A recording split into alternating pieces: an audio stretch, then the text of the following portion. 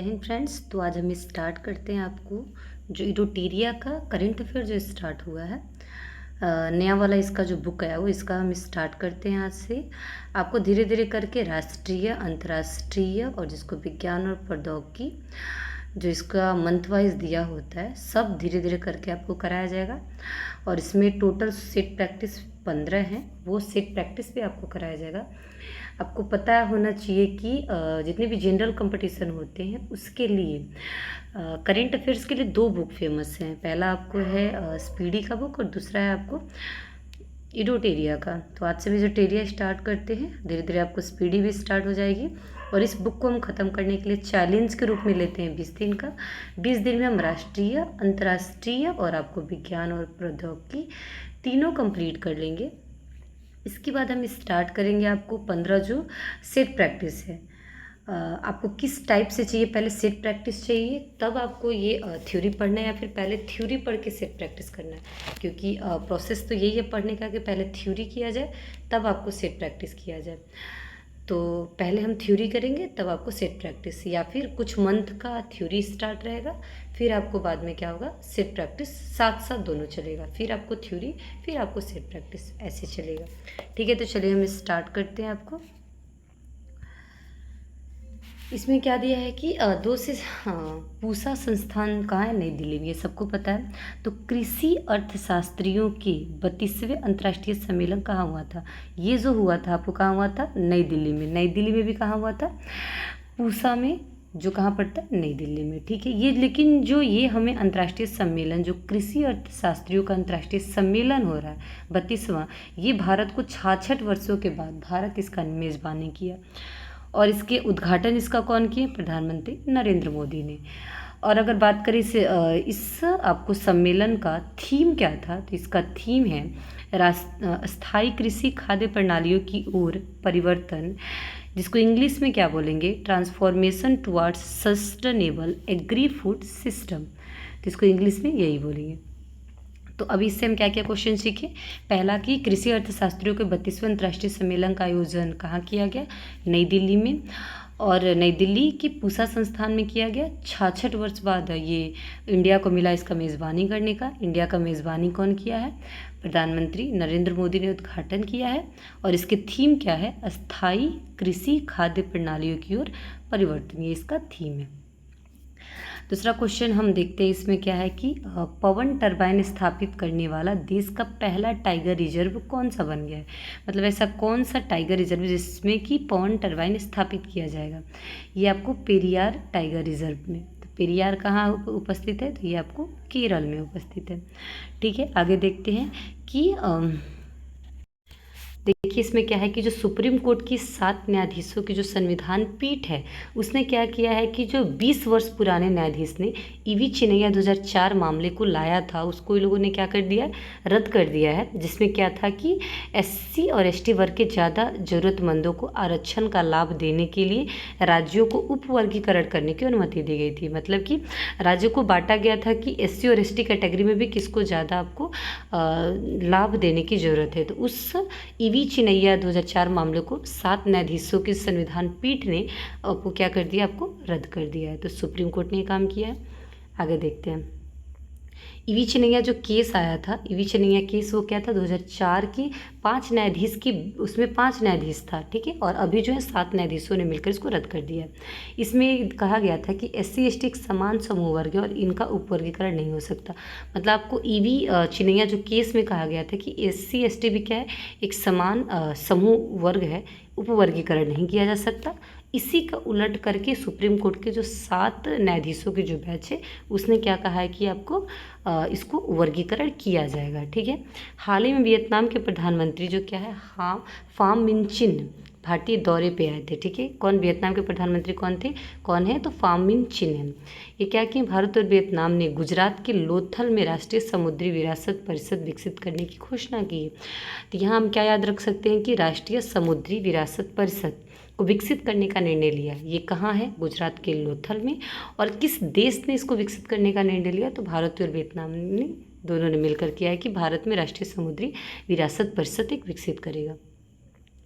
अभी जो हमारा हाल ही में जो 15 अगस्त मनाया गया था उसके बारे में हम कुछ फैक्ट देख लेते हैं कि ये जो 15 अगस्त है वो कौन सा स्वतंत्रता दिवस मनाया गया। तो ये 78वां है। इसकी थीम क्या रही? थीम यही रही कि विकसित भारत 2047। इसका थीम क्या रहा? विकसित भारत 2047।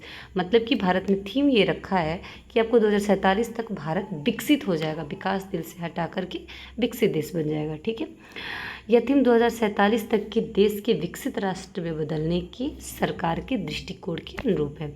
तो इसमें इतना ही हम याद रख सकते हैं कि कौन सा स्वतंत्रता दिवस इस पर मनाया गया, 78वां। थीम क्या था? विकसित भारत 2047। ठीक है, तो आगे हम देखते हैं कि हिम उन्नति योजना ये क्या है। अगर हम इसकी बात करें तो ये प्राकृतिक खेती को बढ़ावा देने के लिए एक योजना है, हिम उन्नति योजना। तो किस राज्य ने शुरू किया है? हिमाचल प्रदेश ने। तो यहाँ हम याद रख सकते हैं हिम उन्नति योजना किसने शुरू किया है? हिमाचल प्रदेश ने। ठीक है, आगे बढ़ते हैं। देश का पहला आर्टिफिशियल इंटेलिजेंस AI आधारित आंगनवाड़ी की शुरुआत कहाँ की गई है? जो AI आधारित जो आंगनवाड़ी है उसकी शुरुआत आपको उत्तर प्रदेश के गाजियाबाद में किया गया है। इसको आप एक फैक्ट याद रखेंगे। अब आगे देखिए कि मध्य और उत्तर भारत की सबसे बड़ी तैरती सौर परियोजना जो आपको शुरू की गई है वो मध्य प्रदेश के ओमकारेश्वर में। कितनी मेगावाट? ये 90 मेगावाट बिजली पैदा करेगी। कहाँ की गई है? मध्य और उत्तर भारत की जो है वो सबसे बड़ी तैरती सौर परियोजना है। कहाँ की गई? शुरू है मध्य प्रदेश के ओमकारेश्वर में। और कितना आपको बिजली उत्पन्न करेगा? 90 मेगावाट। मेरे साथ साथ आप भी इसको याद करते चलिए, क्योंकि एक क्वेश्चन को हम नहीं भी तो आपको 4 बार रिपीट कर रहे हैं और ये आपको याद हो जाना चाहिए। ठीक है, तो आप इस तरीके से आप पढ़िए। अब देखिए, झूमर नृत्य प्रदर्शन का आयोजन किस राज्य में किया गया? ये किया गया आपको असम राज्य में। कितने चाय जनजाति कलाकार इसमें थे? तो 8000। तो ये इम्पॉर्टेंट नहीं है, जो इम्पॉर्टेंट है आप उसी को बस याद रखिए। आप बस याद रखिए झूमर नृत्य प्रदर्शन कहाँ की शुरू किया गया? तो असम राज्य में शुरू किया गया। ठीक है, आगे बढ़ते हैं। अगस्त 2024 में भारत के नई दिल्ली में 14वीं भारत वियतनाम रक्षा नीति की मेज़बानी की गई। तो जो 14वीं वियतनाम रक्षा नीति की मेज़बानी किसने किया है? आपको नई दिल्ली में भारत ने किया है, नई दिल्ली में हुआ है। ठीक है, ये आयोजन ये किस वजह से हुआ इसको हम पढ़ लेते हैं कि इस रक्षा वार्ता की अध्यक्षता किसने की है? अध्यक्षता आपको किया है भारतीय रक्षा सचिव कौन है? गिरधर अरमानी ने। और वियतनाम के राष्ट्रीय रक्षा उप मंत्री वरिष्ठ लेफ्टिनेंट जनरल होआंग जुआन चियन द्वारा किया गया। ठीक है, जो भारत वियतनाम रक्षा नीति वार्ता की मेज़बानी कौन की? भारत ने। कहाँ हुआ? तो नई दिल्ली में। इसके अध्यक्ष था भारतीय रक्षा सचिव गिरधर अरमानी ने किया था। और उसके बाद वियतनाम के राष्ट्रीय रक्षा उप मंत्री वरिष्ठ लेफ्टिनेंट जनरल हुआंग चुआंग चियन द्वारा किया गया था। ठीक है, तो चलिए हम आगे बढ़ते हैं। इस तरीके से करके आप पूरा याद कर सकते हैं और आप खुद एक बार ज़रूर इसको रिपीट करिएगा ताकि आपको रिवीजन के तौर पे याद हो जाए और अच्छे से पक्का हो जाए। वैसे तो हम इस तरीके से कोशिश कर रहे हैं कि आपको अच्छे से याद हो जाए। तो चलिए हम स्टार्ट करते हैं आगे वाला क्वेश्चन। जो हमारी राष्ट्रपति कौन है? द्रौपदी मुर्मू। वो द्रौपदी मुर्मू हैं आपको राजकीय जो यात्रा की हैं, मतलब फ़िलहाल जो यात्रा कर रही हैं वो कितने राज्य में की हैं? तो ये इतना इम्पोर्टेंट नहीं है, इस वो क्यों की हैं वो इम्पोर्टेंट हो जाता है। और उस राज्य की जो क्या उस देश की राजधानी क्या वो इम्पोर्टेंट हो जाता है। तो अभी जो आपको गई हैं यात्रा करने फिजी, न्यूजीलैंड, तिमोर लेस्ते। ठीक है, देखिए वो कहाँ गई है इम्पोर्टेंट नहीं है, वहाँ जाकर क्या क्या काम करी, कौन कौन सा योजना हुआ, कौन कौन सा गठबंधन हुआ वो इम्पॉर्टेंट है। और उसके साथ साथ उसकी राजधानी कहाँ है, उसकी करेंसी क्या है, ये इम्पॉर्टेंट है। तो देखिए क्या है कि ये तो आपको तीन वो आपको देश में यात्रा की है, लेकिन फिजी और तिमोर लेस्ते की यात्रा करने वाली ये पहली भारतीय राष्ट्रीय बन गई है। ठीक है, फिजी की राजधानी कहाँ है? सुवा। और तिमोर लेस्ते की राजधानी कहाँ है? दिल्ली। ठीक है, हाल ही मध्य प्रदेश सरकार छात्राओं को सैनिटरी पैड के लिए खाते में नगद सहायता राशि भेजने वाला देश का पहला राज्य है। आपको सैनिटरी पैड के लिए आपको खाते में राशि भेजने वाला पहला राज्य कौन सा बन गया? मध्य प्रदेश। इसने बहुत ही एक अच्छा काम करा है लड़कियों के लिए, क्योंकि गरीब परिवार की जो लड़कियां होती हैं उनके लिए बहुत ज़रूरी होता है।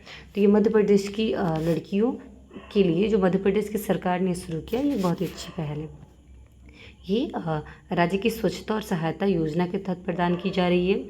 इसके तहत 7वीं से 12वीं तक की कक्षा की लड़कियों को 1 वर्ष के लिए 300 रुपये दिए जाएंगे। मतलब 1 वर्ष के लिए 300 रुपया लिया जाएगा।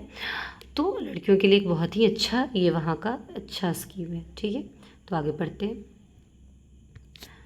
देखिए इसमें क्या है कि देखिए संरक्षित स्मारक किसको घोषित किया गया है। ठीक है, तो संरक्षित स्मारक जो घोषित किया गया है वो रत्नागिरी में जियोग्लिफिक और पेट्रोग्लिफ को शुरू किया गया है, को आपको क्या किया गया है, संरक्षित स्मारक माना गया है।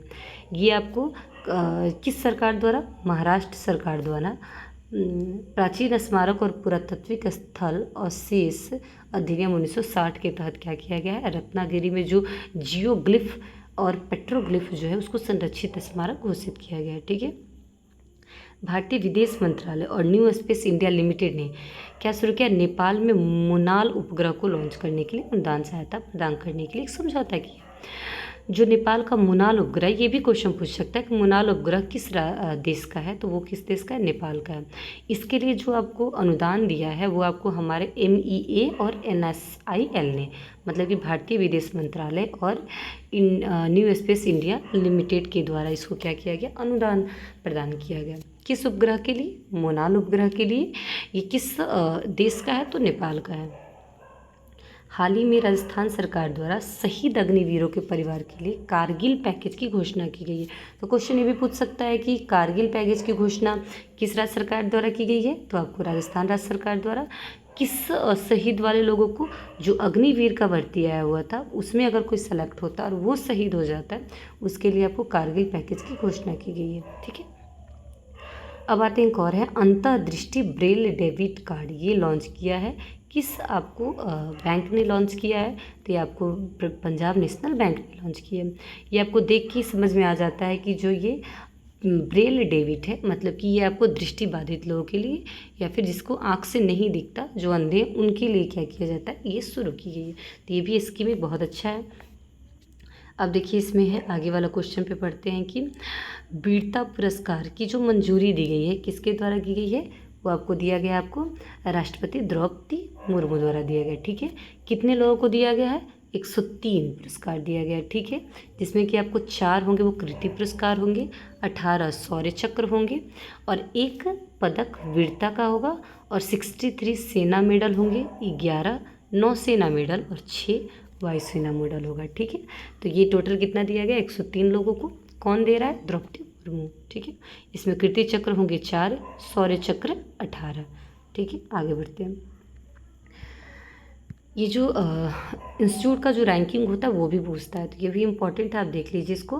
तो नेशनल इंस्टीट्यूशनल रैंकिंग फ्रेमवर्क 2024 किसने जारी किया है, ये आपको जारी किया गया है केंद्रीय शिक्षा मंत्रालय द्वारा। इसको क्या किया गया, जारी किया गया है। ठीक है, देश के कितनी लिस्टेड है इसमें जो आपको संस्थान है, जो शिक्षा के संस्थान हैं, तो 16 इसमें क्या होते हैं, शिक्षण संस्थान आपको लिस्टेड है।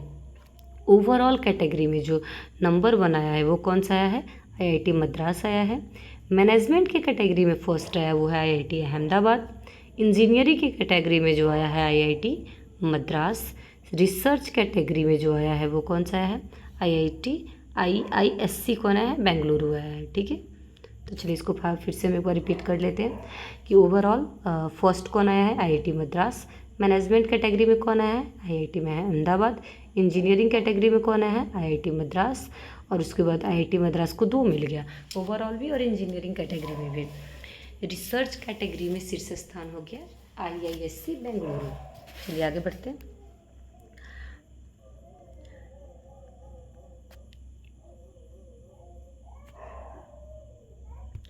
तो हम स्टार्ट करते, देखिए क्या है कि 3 नए रामसर स्थल आपको जोड़े गए हैं। ये जितने भी रामसर स्थल होते हैं वो आपको सारे इंपॉर्टेंट होते हैं। तो जितने भी पिछले भी आपको रामसर स्थल दिए गए, पिछले 2-3 साल तक आप ये याद कर लीजिए, क्योंकि 2-3 साल तक के रामसर जो स्थल होते हैं वो इंपॉर्टेंट होते हैं। तो इसमें 3 नए रामसर स्थल जोड़ा गया है। पहला अगर बात करें तो नंजरायन पक्षी अभ्यारण्य कहाँ है, तमिलनाडु में। काजूवेली जो पक्षी अभ्यारण्य वो कहाँ है, तमिलनाडु में। तथा तवा आपको कहाँ है, मध्य प्रदेश में। जो तवा जलाशय, ये 3 को मिलाकर क्या किया गया है, आपको भूपेंद्र यादव जो पर्यावरण मंत्री हैं, इन्होंने क्या किया है, रामसर स्थल की घोषणा की है। ठीक है, तो आगे हम आते हैं। इस तरीके से करते करते हमारा कंप्लीट हो जाता है। आपको इसका एक और पार्ट बच जाएगा आपको, तो एक और पार्ट अभी तो फ़िलहाल इसको हम पूरा कंप्लीट करा देते हैं। जितना भी हो जाए आपको अगस्त मंथ का जो करेंट अफेयर जो फिलहाल में भी हुआ है, जो अभी अगस्त बीता है उसका करंट अफेयर और हम इसको पूरा कंप्लीट करा देते हैं। लेकिन आपकी एक ड्यूटी है कि आप जाइए इसके मेरे पूरा कराने के बाद भी आप फिर से एक बार इस वीडियो को देखिए और अच्छे से याद करिए, क्योंकि जब क्यूज़ होगा, जब हमारे चैनल पे क्यूज़ स्टार्ट किया जाएगा तो क्यूज़ में यही सारे क्वेश्चन डाले जाएंगे और यही सबसे आपको होमवर्क दे करके फिर वहाँ क्विज़ कराया जाएगा। ठीक है, तो चलिए हम स्टार्ट तो अब हम आगे देखते हैं कि अब कितना रामसर स्थल हो गया भारत में। तो टोटल 85 हो गया। कितनी आपको क्षेत्रफल पे ये रामसर स्थल है, तो अगर इसकी हम यहाँ देख सकते हैं तो ये पूरा यहाँ आंकड़ा दिया हुआ है, रामसर स्थल की संख्या दिया हुआ और इसके पूरे आंकड़े दिए हुए हैं। ठीक है, तो चलिए अब आगे चलते हैं। यूनेस्को की विश्व धरोहर समिति के 46वें सत्र में दुनिया भर के 24 नए विरासत स्थलों को यूनेस्को में विरासत सूची में शामिल किया गया है। ठीक है, तो यूनेस्को के विश्व धरोहर समिति ये है वो कहाँ आयोजित किया गया था, नई दिल्ली में। टोटल कितने इसमें पूरे कंट्री, पूरे देश के जो इसमें लागू हैं, तो वो कितने हैं इसमें 24 विरासत स्थल आपको हैं। ठीक है, शामिल किए गए हैं। राष्ट्रीय हिंदी विज्ञान सम्मेलन 2024 का आयोजन कहाँ किया गया था, राष्ट्रीय हिंदी विज्ञान सम्मेलन, उसका आयोजन आपको कहाँ किया गया था, भोपाल। कहाँ किया गया है, तो भोपाल। हिंदी सम्मेलन आपको भोपाल में किया गया है। ठीक है, इसका उद्घाटन कौन किया गया, जो मध्य प्रदेश के जो मुख्यमंत्री हो गए मोहन यादव ने शुरू किया है। ठीक है, इसका उद्देश्य क्या है, इसका उद्देश्य है कि शोधकर्ता जो भी हैं उनको हिंदी में अपने काम को प्रस्तुत करने एवं चर्चा करने का एक मंच प्रदान मिलेगा। क्या होता था कि सारे भी बड़े बड़े जितने भी पोस्ट है, शोध करने वाले होंगे, इंजीनियरिंग हो गए, मेडिकल हो गया, सारे की बुक हो गए या फिर पढ़ाई सारी की सारी इंग्लिश में की जाती है। तो एक अच्छा पहल है हिंदी को बढ़ावा देने के लिए मध्य प्रदेश सरकार द्वारा। चलिए आगे बढ़ते हैं। पर्यटन मंत्री युग युगीन भारत संग्रहालय पर राज्य संग्रहालय सम्मेलन का उद्घाटन ये कहाँ किया गया है, ये आपको नई दिल्ली के भारत मंडप में किसके द्वारा आयोजित किया गया, संस्कृति मंत्रालय द्वारा। ये कैसा होगा, तो 3 दिवसीय होगा। उद्घाटन किया किसने है, तो आपको श्री गजेंद्र सिंह शेखावत ने, केंद्रीय ये कौन है, पर्यटन मंत्री। ठीक है, आगे बढ़ते हैं। विश्व स्तनपान सप्ताह मनाया जाएगा, वो कब से कब तक, 1 से 7 अगस्त तक। ठीक है, इसका थीम जो होगा वो क्या होगा, अंतर को कम करना, सभी के लिए स्तनपान समर्थन। ये इसका थीम है क्या, कि अंतर को कम करना है और सभी के लिए क्या है, स्तनपान समर्थन। ठीक है, नई दिल्ली के राष्ट्रपति भवन में राज्यपालों के 52वें सम्मेलन का आयोजन किया गया, जिसकी अध्यक्षता राष्ट्रपति द्रौपदी मुर्मू ने की। ठीक है, तो ये भी क्वेश्चन कंप्लीट हो गया कि आपको क्या राज्यपालों के 52वें जो सम्मेलन था उसकी अध्यक्षता किसने किया था, द्रौपदी मुर्मू ने। ये कहाँ हुआ था, तो राष्ट्रपति भवन में हुआ था। ठीक है, आगे बढ़ते। 32वां अंतर्राष्ट्रीय सम्मेलन आयोजित, कृषि शास्त्रियों का 32वां अंतर्राष्ट्रीय सम्मेलन कहाँ आयोजित किया गया था, पूसा इंस्टीट्यूट में, नई दिल्ली। आपको पहला क्वेश्चन है, जब आपको याद होगा कि मैंने पहला क्वेश्चन यही कराया था, फिर से ये क्वेश्चन क्या रिपीट है। तो इसका थीम क्या है, transformation towards sustainable agri food and system, इसका क्या है, थीम है। आगे बढ़ते हैं। राष्ट्रीय हथकरघा दिवस के अवसर पर कपड़ा मंत्रालय के द्वारा राष्ट्रीय हथकरघा विकास निगम लिमिटेड द्वारा विरासत प्रदर्शनी शुरू किया गया है। ठीक है, कब से कब तक, 3 से 16 अगस्त तक। ठीक है, आप बताएंगे राष्ट्रीय हथकरघा दिवस कब मनाया जाता है, कमेंट में जल्दी से। 8 है नए राष्ट्रीय हाई स्पीड रोड कॉरिडोर परियोजना के निर्माण को मंजूरी दे दी है। ये कहाँ बनेगा, नई दिल्ली में। आपको कैबिनेट समिति जो हुआ है आयोजित आर्थिक मामलों की कैबिनेट समिति की बैठक जो हुई थी, उसमें आपको 8 नए राष्ट्रीय हाई स्पीड रोड कॉरिडोर परियोजना निर्माण करने की आपको मंजूरी दे दी गई है। स्वच्छ भारत मिशन 2.0 के तहत 8 राज्यों में ठोस अपशिष्ट प्रबंधन के लिए एशियाई एडीबी ने है वो $200 मिलियन क्या दिया, डॉलर आपको ऋण प्रदान किया है। ठीक है, आगे बढ़ते हैं। केंद्रीय शिक्षा मंत्री धर्मेंद्र प्रधान ने क्या किया, आपको रोजगार कौशल को बढ़ावा देने के लिए आपको शुरू किया है NATS 2.0 पोर्टल को क्या किया, लॉन्च किया है। इसका उद्देश्य क्या है कि आईटी सेक्टर में, विनिर्माण आदि क्षेत्र में क्या करेगा, स्नातकों के लिए क्या करेगा, रोजगार कौशल को क्या करेगा, ये बढ़ावा देगा। ठीक है, आगे हम शुरू करते हैं क्या कि खेल मंत्री मनसुख मंडाविया ने केंद्रीय संचार मंत्री ज्योतिराज सिंधिया ने पेरिस ओलंपिक 2024 के उपलक्ष्य में नई दिल्ली में स्मारक डाक टिकट जो वो जारी किए हैं। ठीक है,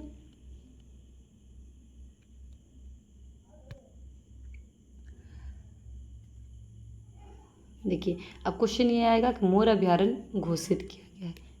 मोर अभ्यारण्य जो थे दो, कर्नाटक के आदि चुंचनगिरी और केरल के चुल्त्रू आर को क्या किया गया, मोर अभ्यारण्य घोषित किया गया है। ठीक है, सफल परीक्षण चक्र की शुरुआत की गई है। ये जो सफल परीक्षण चक्र की जो शुरुआत की गई है वो सीबीएसई ने शुरू की है। किस लिए शुरू किया आपको, तो जो परीक्षा के समय जो छात्रों को तनाव होता है उसको कम करने के लिए शुरू किया है। ठीक है, भारतीय स्टार्टअप रैपिडो वेस्ट ब्रिज के नेतृत्व में $120 मिलियन फंडिंग के साथ देश की यूनिकॉर्न कंपनियों में क्या हो गया, शामिल हो गया। जो रैपिडो है वो आपको $120 मिलियन फंडिंग के साथ क्या हुआ, भारत की यूनिकॉर्न कंपनी में क्या हो गया, ये शामिल हो गया। ठीक है, अब क्वेश्चन है कि दूसरा सबसे बड़ा अल्मुनियम उत्पादक देश कौन बन गया है, तो भारत बन गया है। ठीक है, भारत क्या बन गया, अल्मुनियम उत्पादक देश बन गया है। विश्व व्यापार संगठन की व्यापार सांख्यिकी रिपोर्ट 2023 के अनुसार भारत वैश्विक कृषि निर्यात में कौन से स्थान पे है, तो ये आपको वैश्विक कृषि निर्यात में भारत कौन से स्थान पे, 8वें स्थान पे है। भारत कौन से स्थान पे, 8वें स्थान पे।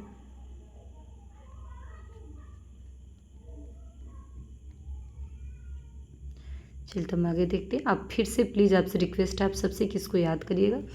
आपको कम्युनिटी पोस्ट पे भी इससे क्वेश्चन देखने को मिलेंगे और आपको टेस्ट सीरीज जो चलाया जाएगा बाद में एग्ज़ाम के नोटिफिकेशन आने के बाद जो चलाया जाएगा उसमें भी ये सारे क्वेश्चन होंगे, तो आप इसको रिपीट करिएगा, बार बार आप इसको याद करते रहिएगा। ठीक है, तो चलिए हम आगे देखते हैं। जो भारतीय प्रौद्योगिकी संस्थान NIT है NIT कालीकट ने डेटा को सुरक्षित रखने तथा इस तरीकों में बदलाव के लिए अत्याधुनिक वेब पोर्टल निवाहिका, तो क्वेश्चन पूछ सकता है कि आपको जो निवाहिका जो वेब पोर्टल है उसकी शुरुआत किसने किया है, तो NIT किसने किया, कालीकट ने शुरू किया है। ठीक है, अब देखिए जो राज्य की प्रजनन दर में कमी को देखते हुए स्थानीय निकाय चुनाव लड़ने हेतु व्यक्तियों के लिए 2 बच्चों के मानदंड को खत्म करने की घोषणा की। जो था ना कि आंध्र प्रदेश सरकार ने क्या कर दिया है कि वहाँ की प्रजनन दर कम हो चुका, उसको देखते हुए क्या कर दिया है कि आपको चुनाव लड़ने के लिए आपको क्या कर 2 बच्चों के मानदंड को ख़त्म कर दिया। मतलब पहले था कि जिसके 2 बच्चे होंगे वही चुनाव लड़ सकेगा, अब क्या हो गया, अब इसको ख़त्म कर दिया गया। ठीक है, राष्ट्रीय महिला आयोग ने महिलाओं के खिलाफ साइबर अपराधों में निपटने के लिए डिजिटल शक्ति केंद्र की शुरुआत की। इसका उद्घाटन आपको किसने किया, राष्ट्रीय महिला आयोग के अध्यक्ष रेखा शर्मा ने किया। ठीक है, मुख्यमंत्री मैया सम्मान योजना किसने शुरू किया, मुख्यमंत्री मैया सम्मान योजना झारखंड सरकार ने। इसका जो उद्देश्य क्या है, महिलाओं को वित्तीय सहायता प्रदान कर शिक्षा, स्वास्थ्य और पोषण स्तर में क्या करना, सुधार लाना। ठीक है, अब हम बात करते हैं